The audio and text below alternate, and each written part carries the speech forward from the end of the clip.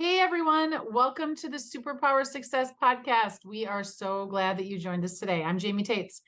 And like every week and every episode, you're going to love today's conversation. And our focus is going to be to ignite some thought, some action, and maybe a little bit of, there's work I need to do. Because as leaders, right, we all have work that we need to do, and we all need to be growing and thinking different about our own judgments, our own beliefs, our own approaches and what's maybe worked in the past that doesn't work anymore. So I have the perfect person here for you today. Eric Harkins, who's the president and founder of GKG Search and Outplacement. He's also an author. He's going to talk all about the book. He's a speaker, and he's a swearer. So I don't think that's in your LinkedIn bio, but I do love a good swear word, strategically placed for impact. And so I also just want to share that part of his book and what he's going to talk about. There might be a word or two in here. So if you got littles that are in the car with you, or it's not that bad. But I do love to let people know that there might be one that slips out here or there because sometimes we just need it for context. Yep. So I'll give you the PG-13 version. I won't go full tilt today. But I do want to say that's why I'm so excited that you're here, because you're that kind of person for me. But Eric can stop by and we can pretty much talk like no holds barred about any single topic without any judgment of each other or what comes out of our mouths. So this is a good one, people. So buckle up. It'll be fun. Absolutely. No, it's great to sit down with you again. And, we had the opportunity to have coffee not too long ago. And we could have talked for 3 hours. So I know it's going to be a fun conversation and look forward to jumping in. When Eric comes by, he usually leaves and I go, we should figure out how to take this thing on the road. Like the Eric and Jamie show. And we just lay it straight to people nonstop for an hour. Well, and I think, a big theme in your book and my book and your new book, which I'm super excited about. I'm going to give you a little plug right out of the gate, Culture Climb. I was lucky enough to be on the advanced copy list. And, it's about being genuine and authentic. And let's not take this thing called work and leadership so serious, because there's plenty of other things to worry about than some of the stuff we spend our time on. So absolutely going to have fun. And if you have little kids, maybe I'll preface every time I'm going to use a bad word, but we'll figure it out. You guys will understand. It really is a very well-placed swear word, and it's part of the book. So where I want you to start, so people kind of understand why you're here, how you've gotten to this point in your success, right? Give us the Cliff Notes version of what that journey's been like for you.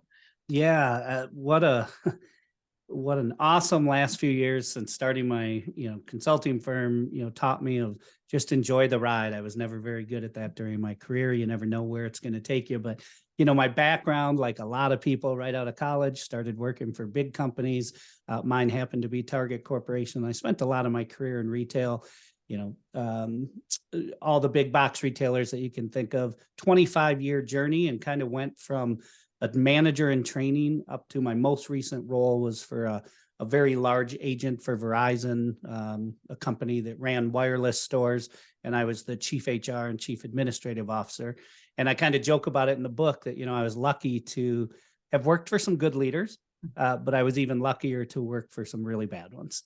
And my book is, Great Leaders Make Sure Monday Morning Doesn't Suck. And it's really a listen. You can have this what place. We all just want in the end. Yeah. We're not asking for much. I don't think we are. And I guess it's good for the book, but I had this woman come up to me after I spoke about a month ago. And she said, you know what I really like about the title of your book? And I said, what? She said, you could have written it 30 years ago and you're going to be able to write it in another 30. And, I guess that's good for book sales. But it's sort of like, that's my challenge. What do we need to do to stop talking about Monday morning being such a pit in the stomach moment for most people? And as you know, and you and I've talked about this, and you talk about it in your books and your coaching, you can have a place that people want to be a part of. You can have a place where Monday morning doesn't suck. It's actually not that hard. You just have to be willing to make some hard decisions. And that's where companies fall short. Right. They allow underperformers to show up. They allow bad leaders to lead people. And then they wonder why nobody likes working there. So, right.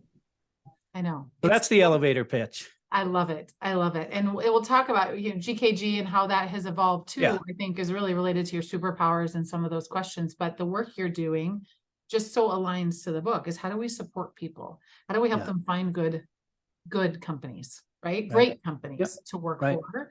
Yeah. So over the course of your career, working for, Yeah. a variety of sizes of companies, and Yep. is there a leadership moment that sticks out to you? Like that moment where you're like, this is where I realized I want to be a different leader. I want to learn good or bad, right? From that person.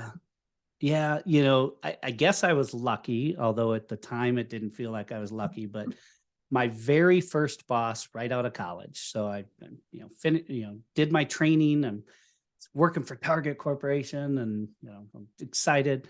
And I don't want to give away the end of the book, but that's okay. I'll give it away because at the end of me doing this, really intense kind of 3-month training, he sat me down in his office and he said, and this is swear word number 1 coming up here, alert. But he sat me down and he said, "Hey, Eric, I know you think I'm an asshole. And I know everybody in the store thinks I'm an asshole. And you know why? It's because I am an asshole." He said, "And I'm going to tell you one thing about your career. You'll never be able to be successful if you try to be a leader that people want to work for. You have to be a asshole or people will never show up for you." And I mean, at 22, I sat there and I thought, that can't be right. Like, But you don't know I, enough I yet. But but you're you don't like, know. I that mean, I'm like, doesn't well, feel okay, good. I guess. And I just in that moment, and we'll get to it. I mean, now it certainly helps understand sort of these 3 rules that I talk about that are really a foundation of everything I do and everything I learned throughout my career. But I was lucky that he kind of set this standard for me right out of the gate of, you know what, I think I'm going to try to do it different. And I know we'll talk about it, but I think what you and I are so aligned on is you can have tough conversations. You can have performance management coaching. You can fire people and you can do it in a way where people don't walk away and say, wow, I hope I never have to talk to that person again. And that's what I try to help leaders with is, being somebody that high performers want to work with and for doesn't mean you can't hold people accountable and make changes. In fact, the best leaders you and I've ever worked with are the best at getting rid of the people who don't belong to be there or don't allow, aren't able to be there because they're not getting the job done. Right. We have an exercise in one of our leadership trainings. We call it the invite challenge matrix.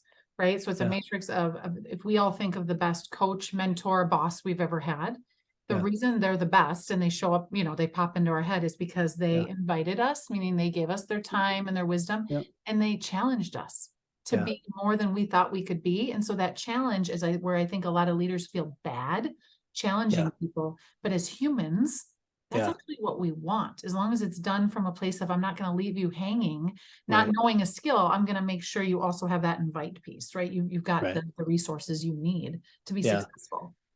Well, and the flip side to my story of that leader that sort of put it out there of, well, that's not how I want to be is, when you find that first person in your career who sees more in you than you see in yourself, right? And I can remember, and he became my mentor for years, a boss of mine, and I sent him this proposal that he asked for and he didn't respond. And I said, it was a few days later and I called him. I said, well, geez, I guess he didn't like what I had to say. And he said, yeah, it was one of the dumbest things anyone's ever sent me. And he was pretty harsh and he kind of hit me between the eyes. You know what? That is not at all, blah, blah, blah. But at the end, he said, and I know that you're better than this and you're capable of more. And that's why I didn't respond. And for me anyway, not everyone respond. Like I'd rather have hit me between the eyes if I know it's coming from a place of I want to help you get better. And when you find those people, like I said, that become your mentors, early in your career, you don't realize how powerful that is until much later. And then you try to become that mentor to others throughout your career. And, you take the good, you leave the bad, and you try to build a better way of doing things. Well, and there's a million cultural and, words right now that you would use for that, but that's essentially a psychologically safe environment where you can just be you and know there's going to be things you don't know when you do wrong, but it's a safe place where that person's going to respect you to say you're better than this. Right. Yeah. Yep. Absolutely. So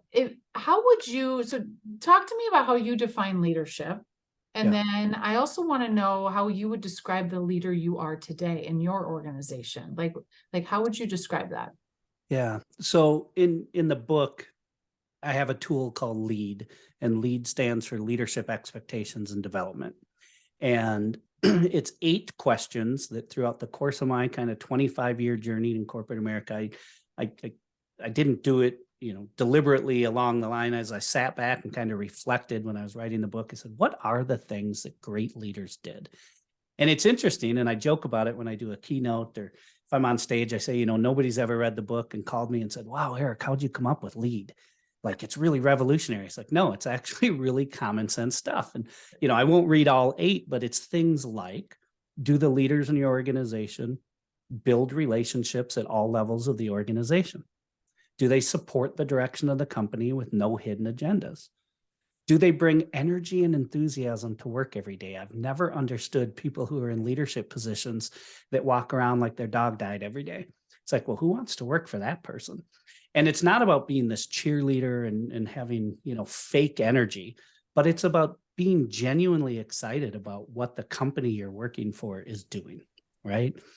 And so, the way I describe to a lot of people when I get asked that question is, I hope if you asked people that worked with me or for me throughout my career, hey, was Eric a good boss? I hope the high performers would say, you know what? I thought Eric was a good boss. I liked Eric. I'd work for him again, something like that. And if you asked people who weren't high performers, or if they were really poor performers, hey, did you like working for Eric? They'd say, you know what? I didn't like him that much. And I don't think that's arrogance. I think that's leadership. And I think great leaders are really genuine. They're really authentic. They stop and say hi to the receptionist on their way into the office because they know that role is just as important as the CEO. And it's not fake. It's not manufactured. They just are genuinely curious and want to get to know people. But they're ruthless when it comes to underperformers. And they're ruthless when it comes to recognizing their high performers. And, I do a Monday post every day or every week on LinkedIn. And my post this morning was, tell your high performers they're high performers before they give you their notice. I literally read it and I was like, like, and you've seen it too. And I know we've even talked about this. The worst thing that happens to high performers in every company is they find out how valued they are about 10 seconds after they give their notice. 100%. And they leave, and your 20 people who are, on the lower quadrant of your talent review that should have been gone 6 months ago are still there. And you're wondering, well, what happened? So I think, I don't know if that was an answer to your question, but I think we make this a lot harder than it needs to be. Leadership is not that hard. Right. If you are a genuine and authentic, hey, I'm not the smartest person in the room. That's why you're here. Let's figure this out together. And people respond to that. The right people respond to that. Even in the book around culture and in our model, the reason we developed it the way we did is exactly what you're talking about, is because even companies that develop or that really invest in development of their people, right? They're high performers. They're sending them to trainings, and that, I worked at a company that was amazing about that.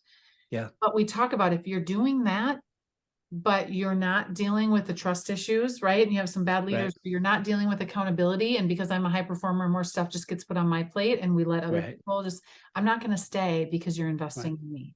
So it can't just be a one-dimensional thing when it comes to culture. Right? We've got to look at all of this. Yeah. And I think that's so important. And the other thing that I want to ask you another question on this, because it's what we hear a lot in, the genuine curiosity, the coming in with high energy, or, just like knowing what your energy is. We're realizing there's a lot of leaders, number one, who don't know how to manage their own energy well, especially right now, right? Where there's a lot of burnout happening. So I want to get your advice on that. And number two, actually aren't self-aware of what we call positive intelligence. It's based on that, right? Like what is the energy, the aura that you bring into a room before you even come in physically, right? What is that energy? So what guidance would you give leaders, right, on who are feeling that way, going, I'd love to come in and be happy every day, but it sucks some days. Yeah. Well, so I have a couple of thoughts on that. I knew you would. I had a guest on my podcast a couple months ago, Howie Milstein, who's local to Minneapolis. If you don't know Howie, you should reach out to him. Great guy. And he said, energy is contagious. Well, you've heard that a million times, but what his point was, both positive and negative. Yes. And when you hear energy is contagious, the default is what you're talking, oh, this positive, upbeat person. Right. And, the best description I ever heard, or definition of sort of work-life balance, managing the burnout. And this goes back over 20 years. And I was very early in my career, and a senior leader at Target was doing this presentation. And he said, my definition of work-life balance is being where you want to be at the time, and letting yourself off the hook for it. So his point was, hey, if your kid has a soccer game at 4 o'clock in the afternoon on a Tuesday and you want to be there, then you should go. But if you're a senior leader and you have a board meeting at 7 a.m. in the morning and you're not ready for it, then you should probably be preparing for that and being comfortable with both of those. And, Right. I think it is a challenge. And, as even in our careers, we've seen the evolution of technology where you're never really off as a leader anymore. Whether you're a leader or not, as an employee, I mean, you have a phone, there's Zoom, there's all these things that we didn't even leverage 25 years ago that make you have to be available. So managing that burnout. And, I've tried really hard in my career to let myself off the hook if I did miss a kid's event, Right. because I had to, but I tried to make as many as I missed because I wanted to. And it's not easy. But I think people, and this is a broader conversation that would be, a 3-day podcast around, the leadership in that organization, like you said, allowing you to go to a soccer game at 4 o'clock With and no not feel guilt. feel like you were maybe going to get counseled for that or fired for that, or no Right. guilt. Exactly. And I think it's also interesting because I spent a lot of years in corporate carrying guilt myself. And then I started to realize, was it really them putting it on me, or was it me putting it on me? And also that self-awareness as a leader, that we're modeling it. So when we don't go to the soccer game, we're telling our entire team not to do those types of things either. Exactly. And, that along those lines, I this whole support the direction of the company with no hidden agendas. I talk about the fact, listen, it's okay if you're a leader and you don't like the direction of the company. It is. It's okay if you're a leader and you think your CEO is an idiot. It's okay if you're a leader and you think the direction of your company makes no sense. It's just not okay to stay. Right? You can't be a leader and continue to show up and think that there's going to be any genuine, authentic energy for your teams, because people are smart. We talk about, people underestimate how smart kids are and what they see at young ages that they carry with. Well, it's the same with your team, right? And if you're faking it and you're trying really too hard to really act like you like being there, I think the high performers can see that. So. Well, and I have somebody, right, personal to me that's going through this right now, right, from a culture standpoint of just like, knows they don't want to be there, knows it isn't the right place for them to show up as their best selves. But it's a really scary thing, right? For people to walk out and just say, I can't do this anymore. Like, this isn't fun. And I'm not being my best self. Yeah. And the career transition, and, not to do a shameless plug for GKG Outplacement, but that's what we do. And, in the book, I have a whole chapter where I talk about, listen, losing your job or leaving your job for whatever reason as an adult is the most wonderfully terrible experience that everyone should go through at least once in their life. And I'm lucky enough to have gone through it more than once. And not to make light of it, but the number one thing I hear from people, and if I've talked to 500 people in the last 10 years who have been in transition, out of, career transition, the number one thing they say is, Eric, I just want to look forward to going to work again. I haven't been happy for 10 years. I had a CFO tell me, and, you can't help but kind of laugh. He said, Eric, I've spent 25 years in finance. I don't even like it. What do I do? So the whole point is, you know what? Give yourself what you deserve, which is to be happy. And that, I'm not suggesting it's easy. Looking for a new job has some nuances that can make it this wonderfully terrible, emotionally draining experience. But you also get to decide, I'm going to find an environment that I'm going to be happier with, and a leader that I respect more than maybe the one I had before. And you are in the driver's seat, and that can be really empowering. And that's a gift that doesn't feel like a gift in the moment, but you're right. It's not easy. So. So let's dive into this just a little bit more, because I think Yeah. well, right now we're experiencing it, right? There's a lot of people who are in transition or who might even be thinking about putting themselves into transition, right? Right. Their own Right. choice. How do you manage your own energy right through that process too? I mean, you've talked a little bit Yeah. about it. I think there's got to be some hope, right, in there. Yeah. But like, what's your guidance as an expert in this, right? Yeah. Outplacement and search. Like, Right. what is the guidance that you tell people when they're in this Yeah. transition period, whatever that looks like? Right. Well, there's a difference between false hope and positivity. And the work that we do in outplacement isn't about giving false hope. Hey, it's going to be fine. You're not going to have any problem. You'll have a job in 2 weeks. No, probably not. And you're going to have these ups and downs. But I also have told every client I've ever worked with, I have never had a client that didn't find another job. Some take longer than others, but the guy I worked with a year ago is working somewhere. The woman that I met 6 months ago is working somewhere. I don't have clients that I'm working with for 3 years at a time. Right. And I think part of that is because this world that we live in the last 10 or 15 years, there's been some positives that have come out of all of this reduction in force and acquisition and layoffs and COVID related. And that is that everyone knows someone who's either been in transition or they've been in transition. And because of that, they've become much more giving and gracious with their time and willing to make an introduction, willing to meet you for coffee.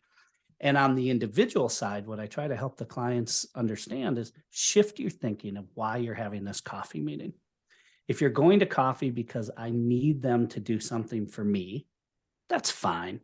But if you go to coffee to say, I wonder if there's anything I can do for them, and I just want to get to know this person. And it becomes this, wow, it isn't that hard to find common ground with someone. If you sit down and tell me your story, I'll tell you mine. Oh, wow, you started your career at Target. So did I. Now, all of a sudden, you have plenty to talk about. Right. And I think that helps with some of the people. I met with a woman a couple months ago who had lost her job 6 weeks earlier. And she had not told anyone because she was embarrassed. And I said, I get it. There's nothing more humbling as an adult than losing your job. And we all need to be humbled, some of us more than others, but it's a good exercise to go through. But I said, people want to help. They just need to know you need it, right? And as soon as she started telling her network, what do you know? Things accelerated. And I think it was actually 3 months, and she found her next role because people in her network came together and said, let's get your resume sent out. So that's part of it. There's a great book by another local author, The Little Book of Networking by Kurt Schmidt, for anyone who's in transition. It's a very quick and easy read. And his philosophy is very similar and the same of just shift your thinking as you go into these meetings. So, that's part of what I try to help people with. There's so many layers that come into it, spousal support or friend support or lack of, and just all these dynamics that can make the fear. But when I sit there and say, hey, I've never met anyone that didn't find their next job, it's like, you know what? It's going to be okay. And for me, every time I was in transition, my next job was much better than what I left. 100%. And that's a good reminder for people too. And it usually almost always is. And it helps reset you. And it's sometimes a forced reset because it happens to you, right? But it makes you reevaluate a lot. And what I love about what you're saying is you have to go into this. And I think this applies even beyond people in transition. This just applies to dealing with life. It's about the mindset. Are you living in curiosity or are you living in fear? Yeah. It's a very different feeling every day getting out of bed. Yep, absolutely. And, both of your books talk about that so well of, what you do. I mean, it's the old, we all, can choose our attitude on any given day, but it's more than just choosing the attitude. It's how you're actually going to live it and see it through on any given day or week or month. So I think you do a great job talking about that too. Well, thank you for that.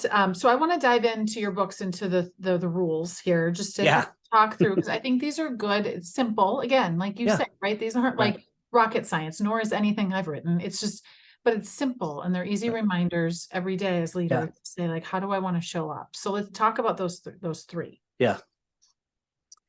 Yeah. So in the book, I talk about these 3 lessons that I learned along the way. And then I tell the story of how they became rules. And once they became rules, because somebody called them a rule instead of a lesson, they just became way more impactful. And I was like, oh yeah, rule is way better. So lesson number 1 or rule number 1, it's okay to have fun at work. Contrary to popular belief in some companies, it really is. It's okay to actually have fun with the people you work with. Lesson number 2, rule number 2, poor performing employees don't quit voluntarily. We all wish they did, but they don't. And I always ask people to take a second and think about the last time your worst performing employee called you and quit versus the last time somebody you didn't want to lose did the same thing. Right. But lesson number 3 or rule number 3, if your listeners take nothing away from this conversation except this one thing, rule number 3, assholes are assholes. They don't change. And I love it because people always ask me, well, what's your definition of an asshole? And I always tell them, I don't really know what the definition is, but I know who they are in every company I've ever worked in. And when I do a keynote, if there's, let's say 100 people in the audience, I can see it in their eyes. And I'll always say, as soon as you saw that word, somebody popped into your mind. And whoever popped into your mind, that's who we're talking about, right? And so, it's this elevator pitch of you got to have fun, but you won't do that if you have underperformers working with your high performers. And you'll never have either if you have bad leaders leading people. It's really that simple, right? So yeah, rules 1, 2, and 3. And, we have fun with it. We have rule number 3 mugs and rule number 3 t-shirts. And, it's just sort of a simple, like, you know what, it's true. I mean, you're either the type of leader who walks by the receptionist every day or you don't, right? We kind of are who we are as people leaders. So. And we're not going to, it's really hard to change if that's the life in the world that they live in. I mean, I think that's the hardest part is we spend our time hoping they're going to change and they just don't. I always say, please don't send your asshole leaders to a training because you're just going to have a well-trained asshole and less money in your bottom line. Now, one of the biggest challenges I get from people is, so you don't think people can change? I mean, that's pretty black and white. You're telling me that people can't take feedback and learn? And my response is, no, not really, depending on what we're talking about. Right. And I go back to the same example. If you start saying hi to the receptionist because somebody told you you had to, you're not going to get away with that. Training's gonna, right. Because smart people are like, well, you've walked by me for 3 years and now you want to know my kid's name? Like what? Oh, and then somebody says, oh yeah, you got, put on a performance improvement plan. Mm-hmm. So he's trying to, be nice now. Now, can you go somewhere else and show up differently? Sure. Can you go up somewhere else and, eat some humble pie and say, I learned some really valuable lessons in my last job and want to show up differently here? Absolutely. But you're either going to be the type of leader that wants to get to know your team on a genuine level because you value what they do, or you're not. And you can't be told to do that, in my opinion. So. And if you're the second one, newsflash, you're not actually a leader. You might be really smart at what you do, and that's great, but you're not a leader. No. If you don't care about people and care about the development of people. And this is the biggest gap in corporate America right now. And I say corporate in every company is put people in leadership roles that don't actually want to be leaders. They don't like part of it. Well, and right after I started my consulting firm, one of the first projects I did, I was doing a bunch of conversations with employees about their onboarding experience and what they liked about the company and whatever. And this one woman told me this story. She loved working there, but she thought it was kind of odd that her first week, her boss didn't talk to her, like didn't say hi. They didn't have lunch her entire first week. And I said, well, was she on vacation? No, she was here, but she was just busy. And I get it. She's busy. And so I just listened and I called the head of HR and I said, listen, I don't even know who it is. You're going to be able to figure it out because of who the employee is. But that person doesn't get to be a leader at your company. Well, what do you mean? I said, well, I've never met him, but if you have to tell somebody that maybe saying hi to a new employee their first week is your role of a leader, they don't get what you're doing. You're in the wrong seat on the bus. And it doesn't mean they couldn't add value somewhere else. It doesn't mean they can't be a high contributor, but you shouldn't have to tell somebody who leads people that you should probably at least say hello to a new hire. Like, to your point, you can't teach that stuff. Right. Right. So, and yet that leader is still at the company in the same leadership position. Right. And again, maybe they're contributing at a high level, but I would bet that the team's engagement under that particular leader is not as high as it should be. Well, and in all fairness, and I go to that leader, what leader has been willing to have the conversation with them? Right. So this is a trickle down effect. Yeah. So anybody who's listening that's at the top of an organization saying, yeah, my leaders need to do that, you better turn on yourself. And one of the hardest things for both of us, anyone who's a consultant or does coaching, is sort of having that trust me, I know this will work moment. Right. So I'm working with a company. I'll give you the short version. CEO, relatively new, head of sales, not getting the job done, and maybe hitting numbers, but not getting the job done from a cultural standpoint and all the engagement, all the other things we're talking about. Struggled with it. Finally, all right, I'm going to make the change. Makes the change. Within 10 minutes of the announcement going out, she sends me a text that she received from 6 employees in the organization who went into the break room, took a selfie holding a thumbs up, sent it to her, and just said, thank you. And of course, her response was, I should have done this 3 months ago. Hey, you did it. Let's not spend any more time talking about that. You did it. The biggest challenge for you and I and anyone else who's in a leadership position is doing it, because you know who your bad leaders are. You know who they are. And if you don't, ask your high performers, because they'll tell you. Right. But when you and I meet with somebody and they talk about the same person month after month after month, you'll never create a culture high performers want to be a part of if you let those types of leaders or underperformers show up. Right. And I'm not saying it's easy, but it is easy, because you should worry more about what your you should worry more about getting the thank you text than the angst of having the conversation. 100%. Oh, all right. So we have talked about a lot. So before we get to the bonus round, I want you to just to boil this down for one thing that leaders who are listening, either assisting themselves, either having a different conversation, whatever it is. What's one thing you think they should do? What's one step, one action? Remember that life is too short to work with assholes.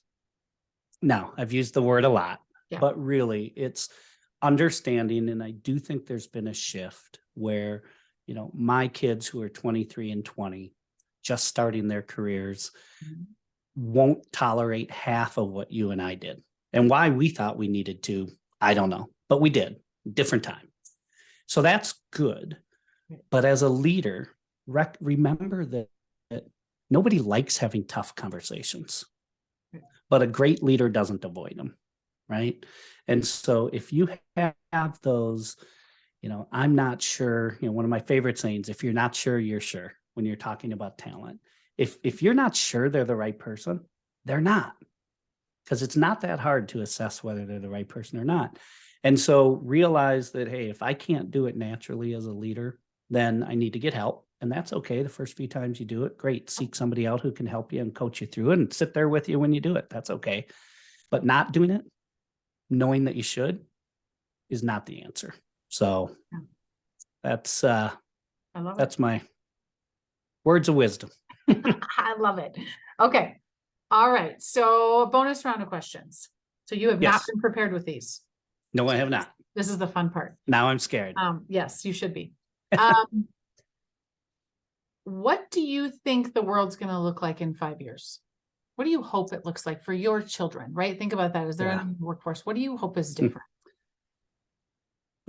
I didn't say they weren't deep. No, well, they're deep. And I'm like, boy, I don't know how deep I want to get, right? I mean, I hope we can figure out both at work and outside of work how to become a less divisive world that we've become, where everybody has to pick a side.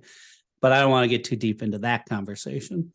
But I do hope, what I said earlier is I do think that there's a change in what people will tolerate. Right. And I think we're getting better and better. I don't believe in this quiet quitting. I don't believe that there's this, mass exodus during COVID. I think people's tolerance for bad leadership is getting 100%. less and less and less. And the leaders who still think, and they're out there, that you can scream at people, you can belittle people, you can humiliate people, the whole, I'm going to pit people against each other because I want to see how they handle it crap that was really popular in the last 20 years. People are just going to say, you know what?